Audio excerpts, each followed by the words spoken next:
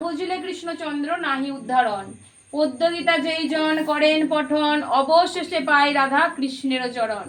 গীতা ধ্যান পার্থে যিনি প্রবোধিত নিজ নারায়ণ, কুরুক্ষেত্রে গীতা শাস্ত্র করিলা কীর্তন। ব্যাসে রচিত মহাভারতের ভাব, অষ্টাদশ অধ্যায় গীতা করিলা প্রকাশ। এই গীতা পাঠে হয় দুঃখ নিবারণ, অদ্বৈত অমৃত গীতা করিলা বর্ষণ। ভব ভয় হরা গীতা দেবী ভগবতী, প্রণমী চরণ তবে আমি যে সাম্প্রতি। আশ্রিতের দীনবন্ধু হে চালক হরি, গীতা জ্ঞানে দাতা তুমি তোমার নমস্ করি। অন্তিম সময়ে যেবা করে গীতা ধ্যান, বস্ত্রে শিশু কি চেয়েছিল না পিতার সিংহাসনে বসতে গিয়েছিল। সে দাসী পুত্র ছিল, দাসী পুত্র ছিল বলে পিতার সিংহাসনে যখন বসতে গিয়েছিল তখন পিতা কি করেছিল, তাকে তার সদাই মা, তার আর এক মা তাকে ধুলার মধ্যে ফেলে দিয়েছিল। তখন কি বললো, তার দাসী পুত্র মায়ের কাছে এসে সে কেঁদেছিল যে মা আমি ওই সিংহাসনে বসেছিলাম বলে আমাকে ধুলার মধ্যে ফেলে দিয়েছিল সদাই মা। বলছে হ্যাঁ বাবা, আমি তোকে আর একটা কথা বলছি শোন, সব থেকে উচ্চ স্থান হচ্ছে গোবিন্দ চরণ, তুই গোবিন্দ চরণ ভজনা কর।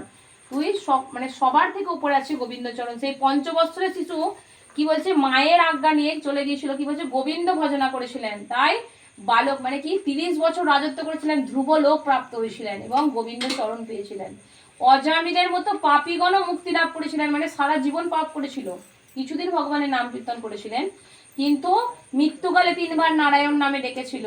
তাই ভগবান কি বলছে, তাকে যমরা মানে ভগবান নিজে এসে নিয়ে গিয়েছিল অজামিল। তাহলে অজামিলের মতো পাপীগণও মুক্তি লাভ করেছিলেন। এবং দারিদ্র সুদামা, যার ঘরে এক কণা চালের অন্নও থাকতো মানে কণাও থাকতো না, সে কোনো রকম ভিক্ষা করে গোবিন্দ সেবা দিত, তার ঘরে লক্ষ্মী অধিষ্ঠিত হয়েছিল, কারণ ভগবানের চরণ আশ্রয় করেছিলেন। লক্ষ্মী নিজে এসেছিলেন দারিদ্র সুদামার ঘরে।